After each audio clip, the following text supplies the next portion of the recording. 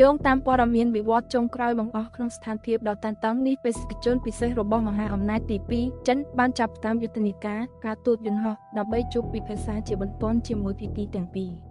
នេះគឺជាខ្លឹមសារសំខាន់និងពាក្យសម្ដីដែលត្រូវបានដកស្រង់ចេញពីការជួបពិភាក្សានិងសេចក្តីថ្លែងការណ៍ផ្លូវការធានានៃយុទ្ធធម៌បេសកជនចិនបានបង្ហាញជំហរគាំទ្រយ៉ាងរឹងមាំចំពោះកម្ពុជាដែលជាមិត្តដែលថែមខ្លឹមសារសំខាន់ដែលលោកបានថ្លែងទៅកាន់ថ្នាក់ដឹកនាំកម្ពុជាគឺធំជាងកម្ពុជាមិនមែននៅម្នាក់ឯងទេយើងតាមដានយ៉ាងយកចិត្តទុកដាក់ចំពោះការវាយប្រហារលើទីក្រុងប៉ោយប៉ែតនិងបន្ទាយមានជ័យអធិបតេយ្យភាពរបស់កម្ពុជាត្រូវតែបានគោរពហើយយើងនឹងបន្តរាល់ការគាំទ្រចាំបាច់ដើម្បីការពារបូរណភាពទឹកដីនិងសន្តិភាពក្នុងតំបន់ការព្រមានចុងក្រោយនៅទីក្រុងបាងកកបេសកជនពិសេសបានជួបជាមួយមេដឹកនាំថៃដោយប្រើសម្ដីត្រជាក់ស្រេបប៉ុន្តែបង្កប់ដោយសម្ពាធមហាសាលធំជាងការប្រើប្រាស់ S-16 វាយប្រហារលើតំបន់ស៊ីវិលនិងច្រកសេដ្ឋកិច្ចគឺជាការដើរខុសផ្លូវយ៉ាងធ្ងន់ធ្ងរថៃត្រូវតែបញ្ឈប់រាល់សកម្មភាពយោធាជាបន្ទាន់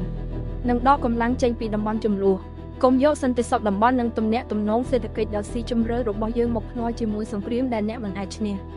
ថ្មីត្បិតតែជាភាសាការទូតប៉ុន្តែវាមានអត្ថន័យបង្កប់ដែលថៃត្រូវខ្លាញ់ញញើត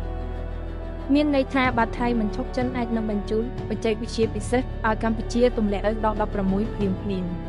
ការគម្រាមកាត់តិចដង្ហើមសេដ្ឋកិច្ចថៃបាននៅតែរងគ្រោះចំបានប្រជាប្រិយភាពតាមរយៈក្របបែកស្ថានភាពជាក់ស្ដែងនៅពេលនេះកម្ពុជារក្សាភាពហ្មត់ចត់និងត្រៀមលក្ខណៈការពារខ្លួនតាមយុទ្ធសាស្ត្ររបស់សម្ដេចទាំងពីរថៃកំពុងស្ថិតក្នុងភាពភ័យស្លន់ស្លោផ្ទៃក្នុងការទម្លាក់គ្រាប់នៅប៉ោយប៉ែតមុននេះអាចជាគ្រាប់ចុងក្រោយដើម្បីបង្រួតសាច់ដុំមុនពេលត្រូវបង្ខំចិត្តចុះហត្ថលេខាលើបទឈប់បាញ់ក្រោមសម្ពាធចិនជុំវិញពិភពលោកកំពុងសម្លឹងមកមើលលទ្ធផលបន្ទាប់ពីការចរចារវាងបេសកជនពិសេសចិននិងរដ្ឋាភិបាលថៃបើតាមយុទ្ធសាស្ត្រការទូតកម្រិតខ្ពស់យើងអាចរំពឹងទុកនៅសេណារីយ៉ូ2ដែលអាចកើតឡើងក្នុងរយៈពេល24ម៉ោងខាងមុខការដកថយដោយស្មុគស្មាញ Strategic Withdrawal យន្តហោះ F-16 របស់ថៃនឹងត្រូវបញ្ជាឲ្យឈប់ហោះហើរលើតំបន់ប៉ោយប៉ែតនិងបន្ទាយមានជ័យហើយថៃនឹងចេញសេចក្តីថ្លែងការណ៍ថាបេសកកម្មទទួលបានជោគជ័យដើម្បីរក្សាមុខមាត់ប្រជាប្រិយភាពក្នុងស្រុកទោះបីជាការពិតគឺដកថយដោយសារសម្ពាធមហាអំណាចក៏ដោយការប្រកាសបទឈប់បាញ់ផ្លូវការ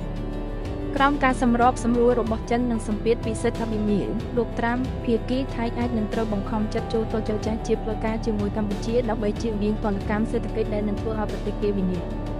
ស្មារតីសាមគ្គីជាតិរបស់ប្រជាជនកម្ពុជានិងយុទ្ធសាស្ត្រដ៏ជ្រាលវៃរបស់ថ្នាក់ដឹកនាំយើងសម្ដេចតេជោនិងសម្ដេចអធិបតីរួមជាមួយអន្តរាគមន៍ពីមហាអំណាចមិត្តភក្តិនឹងអាចទប់ស្កាត់ការឈ្លានពាន